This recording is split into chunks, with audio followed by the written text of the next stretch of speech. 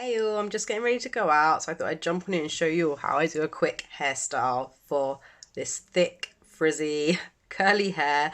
So I haven't washed it for 6 days. I normally wash it once a week. I've just brushed out the curls. I use this really good Lidl's detangling hairbrush. It's really good. So I've brushed it out. So part it at the back. And I'm gonna go for plaits just because I think it's quite neat, especially when it's like rainy and cold out. I've already put some coconut oil in my hair, and I swear by coconut oil. I think it's really cheap and it works wonders, honestly.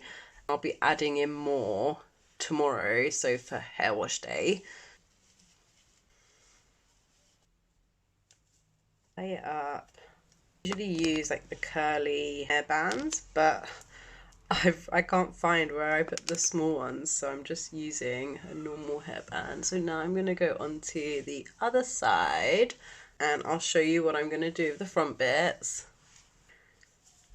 Spray it with some leave-in conditioner just to kind of start getting it ready for when I wash my hair tomorrow. Like, just is how I'm now going to style the front bits.